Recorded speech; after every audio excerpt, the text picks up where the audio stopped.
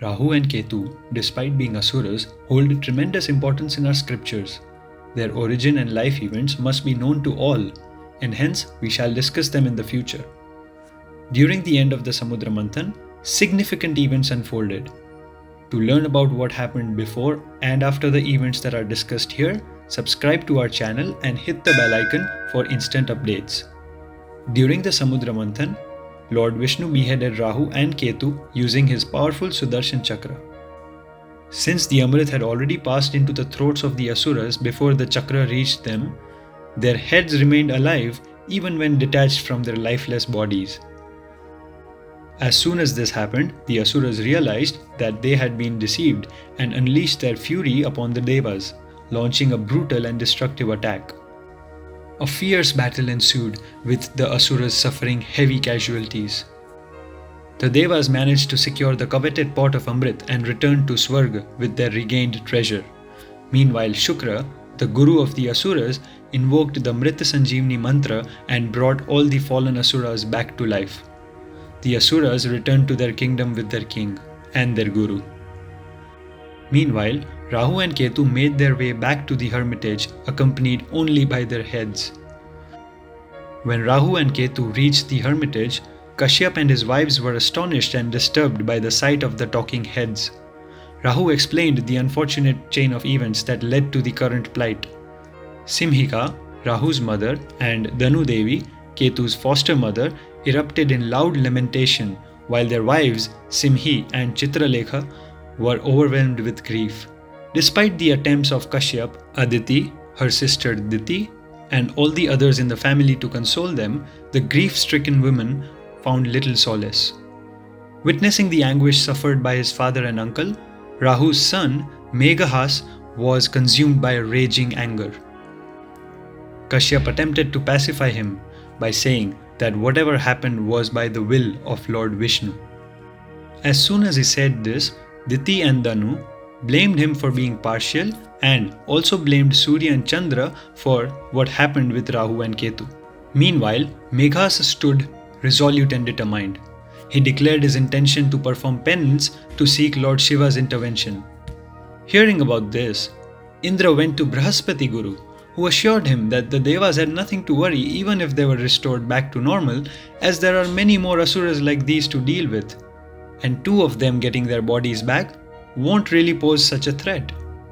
Hearing this, Indra abandoned his plan of disrupting the tapasya of Meghas. In the meantime, Meghahas's intense penance generated an extraordinary heat that compelled Lord Shiva to pay him a visit.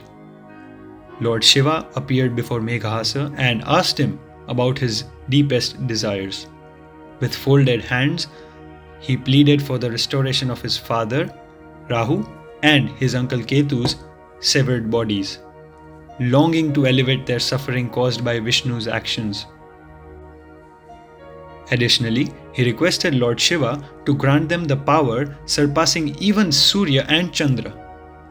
To this, Lord Shiva explained that it was impossible to restore the severed torsos of Rahu and Ketu, as they were severed by Sri Mahavishnu's powerful Sudarshan Chakra. Nonetheless, Lord Shiva promised to elevate their condition and ensure that there is an illusion that makes them appear complete with their bodies. Hearing this, Meghahas was overwhelmed with joy.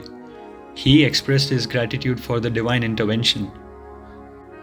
As far as the second wish of Meghas is concerned, Lord Shiva accepted this wish in its entirety, thus making Rahu and Ketu even more powerful than Surya and Chandra.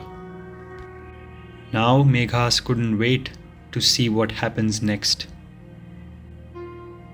Now that we have seen how Rahu and Ketu became even more powerful than Surya and Chandra, we will see all the events that led to this situation, and also what happened after Rahu and Ketu became stronger than Surya and Chandra. Moreover, it is also important to discuss here that although many believe that Rahu and Ketu were the head and the torso of the same body, the Navgraha Puran clearly explains their origins, their life, and their events separately. Additionally, they have their own different characteristics, temples, mantras, procedures, remedies, and so on. They are represented with distinct bodies and features. Moreover, they have different implications in the Kundalis.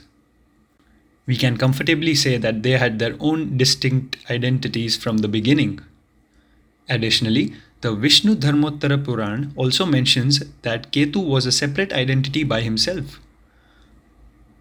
According to the Skanda Puran, Rahu and Ketu were seated next to each other during the distribution of Amrit. The Telugu version of the Valmiki Ramayana, called the Ranganatha Ramayanam, also says the same. So, although there are different versions of this story, as far as Navgraha Puran and astrology is concerned, this story remains valid. So, I hope you liked this video. Please subscribe for the sequel and the prequel of this story. Thank you so much.